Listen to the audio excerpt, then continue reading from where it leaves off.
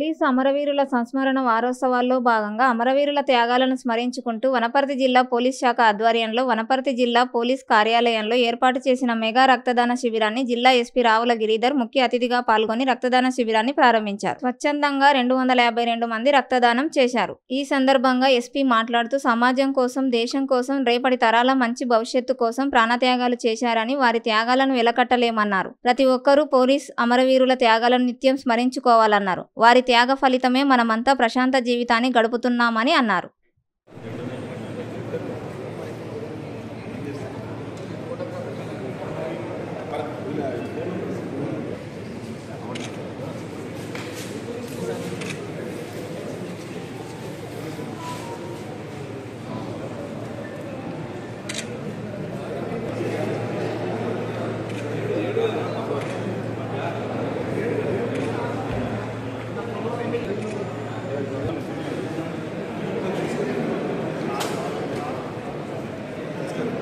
Police flag day పురస్కరించుకొని అంటే police అమరవీరుల సంస్మరణార్థం 10 రోజుల పాటు వివిధ కార్యక్రమాలు చేయడం జరుగుతుంది. దీనిలో భాగంగా పోలీసులకు సంబంధించిన అంశాల మీద మరియు సామాజిక సమస్యల మీద ఎస్ఏ రైటింగ్ కాంపిటీషన్ పెట్టడం జరిగింది. తర్వాత ఈరోజు రక్తదాన శిబిరం ఏర్పాటు చేయడం జరిగింది. 15 మండలాల నుండి దాదాపుగా 200 మంది పైగా రక్తదాతలు మరియు పోలీసు రక్తదాతలు అధికారులు అందరూ కూడా రక్తదానం చేసేందుకు ముందుకొచ్చారు. ఇది చాలా సంతోషకరం. ఎందుకంటే పోలీసు వ్యవస్థ అనేది ప్రజల యొక్క మానవ ప్రాణాల రక్షణ కోసం ఉన్నది కాబట్టి ఎప్పుడైతే ఎమర్జెన్సీ సమయంలో ఆవశ్యకత అందజేసేందుకు పోలీసులు ముందుకొచ్చారు. వాటితో పాటు సమాజంలో ఉన్న రక్తదాతలు కూడా ముందుకొచ్చారు. ఈ కార్యక్రమాన్ని కూడా బాగా ఏర్పాటు చేసినందుకు DPO స్టాఫ్, ఇన్స్పెక్టర్లను మరియు ఎస్ఐలందరినీ అభినందిస్తున్నారు. అంతేకాకుండా సోమవారం నాడు సైకిల్ ర్యాలీ కూడా ప్రోగ్రాం చేయడం జరుగుతుంది. ఈ ప్రోగ్రాం అన్నింటిలో నిస్వార్థ ఆర్గనైజేషన్ పిల్లలు, తర్వాత WHO మిషన్ ఓవర్కమ్ ట్రస్ట్ వారు తమకు తోచినంత సహాయ సహకారాలు అందిస్తున్నారు. అందరికీ కృతజ్ఞతలు తెలియజేస్తున్నాను.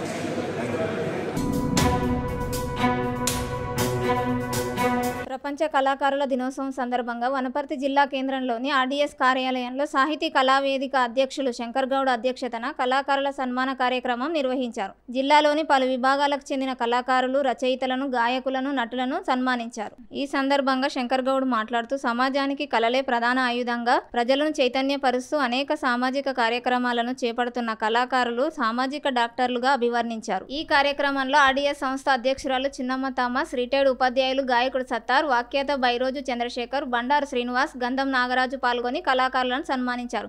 సన్మాన గ్రహీతలు మీసాల రామన్న, గుడిసె శివలింగం, చీర్ల నాగేంద్రం, వల్లభాపురం శ్రీనివాస్, డప్పు నరసింహ, ఉందేకోటి కృష్ణయ్య, మొగలి రామకృష్ణ, డప్పు సువర్ణ, మల్లెపురాధ మరియు RDS సిబ్బంది పాల్గొన్నారు. జిల్లా ప్రభుత్వం చేత సత్కారం అందుకోవడం కూడా జరిగింది. వారిని హృదయపూర్వకంగా ఈ సందర్భంగా కళలను, జానపద కళల్ని మరి జనానికి చేరువ చేయడంలో క్రమంగా కృషి చేస్తున్నారు. కాలంలో మరి చక్కటి పాటలు రచయిత రికార్డింగ్ కూడా చేయడం జరిగింది. వారిని సత్కారం కృష్ణయ్య గారిని సత్కరించవలసిందిగా నిర్వాహకులు నేను కోరుతున్నాను. Thank you very much Krishnaiah గారు. అట్లాగే తమ్ముడు మీసాల కార్యక్రమాల్లో తన గాత్రంతో వేలాది మందిని అబ్బురపరుస్తూ మరియు అసామాన్యమైనటువంటి గీతాలతో ఆకట్టుకుంటున్నటువంటి కళాకారుడు ఈ రోజు రికార్డింగ్ స్టూడియో ఏర్పాటు చేయడం కూడా చాలా ఆనందంగా ఉంది. ఆదిత్య పరాశ్రీ స్వామి సన్నిధిలో ఉంటూ నాకు కూడా అక్కడ పాల్గొనే అవకాశం కల్పించినందుకు తమ్ముడికి వద్దాం. ఇప్పుడు సోదరి డప్పు సువర్ణ గారు వారిని ఆహ్వానిస్తూ సత్కారం అందుకోవాల్సిందిగా ఓలలాడించడంలో క్రమం పాత్రను పోషిస్తూ అద్భుతమైనటువంటి కళాకారునిగా రాణిస్తున్నటువంటి కళాకారిని సోదరి డప్పు సువర్ణ గారు. Thank you very much Ramakrishna. ఈ కార్యక్రమంలో మరి డప్పు కళాకారుడిగానే కాకుండా ఒక గాయకుడిగా కూడా తమ వంతు ప్రస్థానాన్ని కొనసాగిస్తున్నాడు శ్రీ నరసింహ గారిని కూడా ఈ సందర్భంగా సన్మానించుకోవడం సాహిత్య కళావేదిక పక్షాన ఆనందంగా ఉంటుంది. అభినందిస్తున్నాం, సత్కరించుకుంటున్నందుకు ఆనందంగా ఉంది. వచ్చినా కానీ నాగరాజు గారు ఆకాంక్ష అందరికీ కూడా తెలుస్తుంది. కాబట్టి ఈ సందర్భంగా గంధం నాగరాజు గారిని కూడా సత్కరించుకోవడం ఆనందంగా ఉంది. వారికి కూడా సాహితీ కళావేదిక పక్షాన హృదయపూర్వకంగా నేను ఈ రోజును ప్రత్యేకంగా ఒక అదృష్టంగా భావిస్తున్నాను. ఎందుకంటే సారు నేను మామూలుగా అన్ని రోజులను గుర్తుంచుకుంటాను, మగరాజు దినోత్సవం అట్లా రకరకాలుగా. ఈరోజు అంతర్జాతీయ కళాకారుల దినోత్సవం నాకు గుర్తు లేదు, కానీ సార్ ఫోన్ చేసి ఈరోజు కార్యక్రమం చేయాలనుకుంటున్నాను మేడం, మీరు మరి టైం ఇస్తే బాగుందంటే ఎక్కడ సార్ మామూలుగా సార్ వేస్తే మేము వెళ్తుంటే మీ దగ్గరే చేస్తామనుకున్నానంటే నాకు ఈరోజు బాగా ఏం కలిగిందంటే ప్రతి శనివారం మాకు స్టాఫ్ మీటింగ్ జరుగుతుంది. అప్పుడు అందరు స్టాఫ్ ఉంటారు, కానీ ఈరోజు ఏంటంటే అర్జెంటుగా మాకు ఒక సర్వే ప్రోగ్రామ్ ఉంది కనుక స్టాఫ్ అందరూ కూడా వివిధ గ్రామాలకు వెళ్ళడం జరిగింది. సో అందరూ లేదు కాబట్టి నాకు కొంచెం బాధ అయింది, ఎందుకంటే మనుషులు ఉండనే కదా మనం ఏ ప్రోగ్రామ్ చేసినా. అయితే మాది చిన్న ఆఫీసు, ఈ ఆఫీస్లోనే మీరు అరకొర వసతులు ఉన్నా కానీ పెట్టడం నాకు చాలా సంతోషించాను. దానికి మీకు కృతజ్ఞతలు తెలియజేస్తున్నాను. మన నాగరాజు గారు, తర్వాత వల్లభాపురం శ్రీను గారు, మేమంతా 95లో అందరు కలిసి, అంతకుముందు మేము 90 అక్టోబర్ 2కి ఇక్కడికి వచ్చాం. కేరళ నుంచి నల్గొండ జిల్లా నుంచి ఇక్కడికి వచ్చాం. ఆ టైంలో మన అప్పుడు కలెక్టర్ గారు సుబ్రహ్మణ్యం గారు అక్షర ప్రోగ్రామ్ని స్టార్ట్ చేశారు. మేము దాంట్లో చాలా అందరం కలిసి ప్రజావేది సార్, డాక్టర్ గారు, వాళ్ళ మేమంతా కలిసి పెద్ద ఎత్తున ఆ కార్యక్రమంలో గ్రామం తిరిగి బాగా పనిచేసాం. ఆ తర్వాత రైమండ్ పీటర్ కలెక్టర్ గారు ఉన్నప్పుడు మహాలక్ష్మి ప్రోగ్రామ్ని పెట్టడం జరిగింది, మహిళా సంఘాలను స్థాపించటము. అప్పుడు మన నాగరాజు గారు, మరి శ్రీను, వల్లభాపురం శ్రీను అంటే చాలా పేరప్పుడు. మేమంతా కూడా గ్రామం తిరిగి ఎన్నో కార్యక్రమాల్లో పాల్గొన్నాం. ప్రపంచంలో ఒక మార్పు తీసుకురావాలంటే, ఒక గుండెని కదిలించాలంటే ఒక కళకి మాత్రమే సాధ్యమవుతుంది. సో కళాకారులకు అందరూ కూడా నేను మీకందరికీ కూడా సలూట్ కొడుతున్నాను.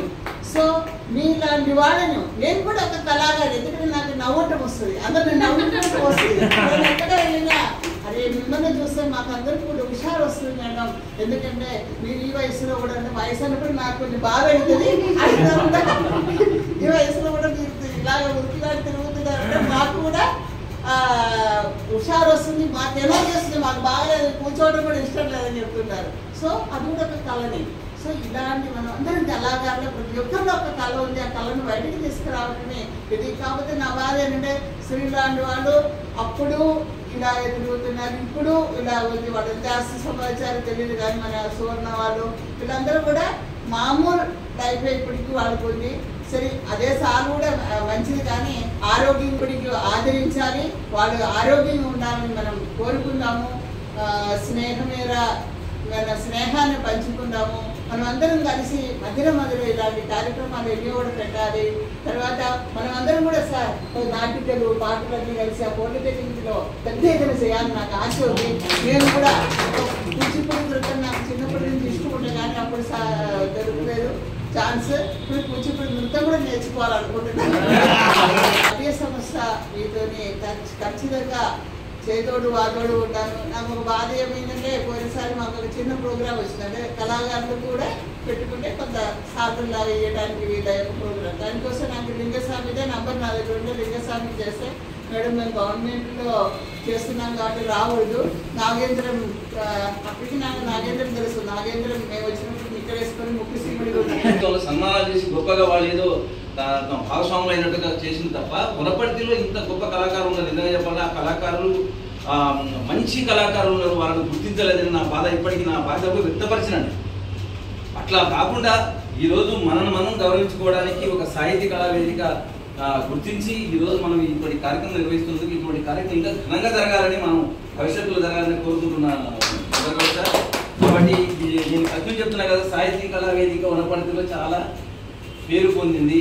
దీన్ని విస్తృతంగా ఇంకా చేసుకోవాల్సిన అవసరం ఉంది. ఇంకా ఘనంగా కార్యక్రమాలు నిర్వహించుకోవాల్సింది. ఒక మంచి సిస్టమేటిక్ ప్రోగ్రామ్గా మనం వనపర్తిలో ప్రతి కార్యక్రమాలు ఘనంగా జరగాలి. ఇప్పుడు అంతా రిటైర్ అయినా మనం అంతా కూడా, నేను కూడా రిటైర్ అయినా కాబట్టి మీరు రాజకీయాలు ఉండండి, ఎక్కడన్నా ఉండండి, ఇది కళలాగానే చూపించాలి, సాహితీ కళావేదిక కళలాగానే ఉండాలని ప్రోత్సహించాలి. వీళ్ళందరూ కూడా నిజంగా చెప్పాలి. ఈ టీంను చూస్తే నాకు చాలా బాధ అనిపిస్తుంది. అంటే వాళ్ళు ఏదో దాంట్లో ప్రోగ్రామ్ చాలా ఇప్పుడు నంద్యాలలో ఒక డాక్టర్ మధుసూదన్ రావు అని ఉన్నాడు, మనం వహించినాం కదా. మధుసూదన్ రావు అనే డాక్టర్, ఈఎన్టీ డాక్టర్, వాళ్ళ ఫ్యామిలీ మొత్తం ఈఎన్టీసే. చాలా ఇండియాలో ఒక 5 మంది సర్జన్స్, ఈఎన్టీ సర్జన్స్ లో గొప్పవాళ్ళు ఎవరంటే ఆయన కూడా ఒక మెంబర్. ఆయన అంత గొప్ప సాహితీవేత్త. పోతా ఎక్కువ బస్సులు మీరు చెప్పండి చెప్పండి బాబులు అయ్య బాగా ఉన్నాయి బస్సులు.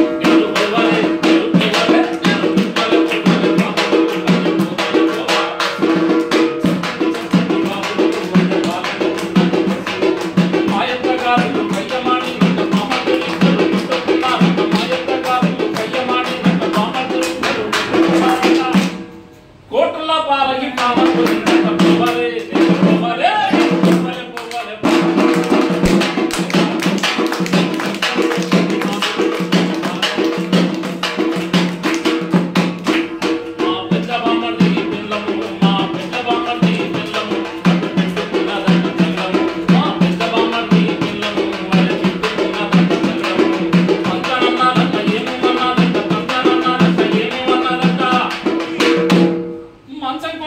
మామలు కొట్టిందంట పోవాలే పోవాలే పోవాలే పోవాలే.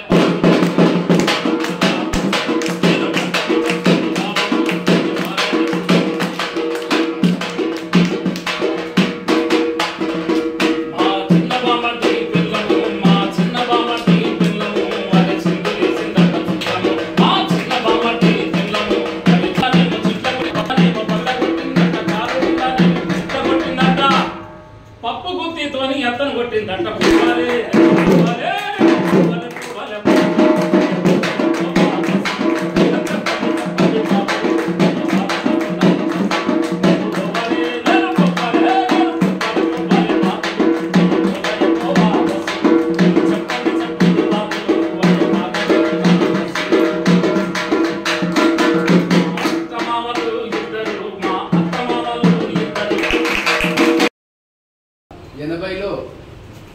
ఎనభైలో ఒక జానపద గీతం 80లో వాడి గట్టంచు నుండి దిగరకంపు చీరాది పోవాలరా, దాని దేవాలరా, మాయన్న కుమార్తెలు చెయ్యాలరా అనే పాట అప్పుడు జానపద డబ్బా మాకు అప్పుడు కిరాణం ఉంటే ఆ జానపద అప్పుడు వాడి విజయవాడ డివైఫై మీటింగ్ విజయవాడ వెళ్ళినాం. మధురపురం పోయి మధురపురం నుంచి విజయవాడ 80లో పోయినాం. 80లో అయిన తర్వాత మళ్ళీ డివైఫై ఆటల పాటల దాన్నే ఈ కళారూపకంగా నాటకాలు వేసి తిరిగినాం. 85లో మే 2 తారీఖు నాడు నా పెళ్ళి అయింది. 85 మే 2 తారీఖు నాడు మ్యారేజ్ అయింది. అప్పటి నుంచి డివైఫై కార్యక్రమాలు పాల్గొంటూ 80లో సీర్వాలో 85లో భారత జ్ఞాన విజ్ఞాన సమితి అని కళాజాత స్టార్ట్ చేస్తే అక్కడ కూడా వెళ్ళడం జరిగింది. 92లో అక్షరకీర్ణం పేరుతో వచ్చిన ప్రోగ్రాంలో కళాకారునిగా డైరెక్టర్గా ఈ తెలంగాణలో ఉమ్మడి ఆంధ్రప్రదేశ్లో కళాకారులుగా పనిచేయడం జరిగింది. కళాకున్న గొప్పతనం ఏంటంటే నేను నైట్ పాఠశాలకి వచ్చినా కాబట్టి బడికి పోలేదు కాబట్టి ఆ నైట్ పాఠశాలకి వచ్చి డబ్బల కూర్చొని పసలకాడికి పోయి రాత్రి బడికి చదువుకొని మళ్ళీ నేను 300 మందికి విద్యాబోధన చేసే అవకాశం దక్కింది నాకు. ఈ డివైఫై కళాకారుడినే ఈ అవకాశం దక్కింది నాకు. అది నేను గొప్పగా చెప్పుకుంటాను. ఎందుకంటే హై స్కూల్ లేదు, యాడ్ లేదు, ప్రైవేట్లో ఎగ్జామ్ రాసినాం, ఇంటర్వ్యూ అట్లా చూసినాం కానీ తప్ప హై స్కూల్ చూస్తుంది. ఎప్పుడైనా ఒకసారి మా ఫేర్వెల్ మీటింగ్ ఉంది, పూర్వ విద్యార్థుల మీటింగ్ ఉంది అన్నప్పుడు నాకు ఇవ్వలేదు. పూర్వ విద్యార్థులు అంటే ఇక్కడ ఉన్న వాళ్ళే డాక్టర్ మొల్లి సార్ కానీ సర్దార్ సార్ కానీ ఇప్పుడు సార్ కళాకారులు అందరూ కళాకారులు. ఉమ్మడి జిల్లాలో తెలంగాణలో ఆంధ్రప్రదేశ్ మొత్తం చూస్తే నాయంత్రం కలుపుతుంటాడు. అందరు కలుపుతున్నప్పుడు అనిపిస్తుంది ఓహో కళారూపంగా నాకు ఇంత పేరు వచ్చింది. అందుకు కళ ఎప్పుడు కళ కోసం కాదు, కళ ప్రజల కోసం, అందుకు పనిచేయాలి మనం అని చెప్పేసి ఆరోగ్యంగా ఉంటాం. ఈరోజు నేను రక్తం ఇచ్చి వచ్చిన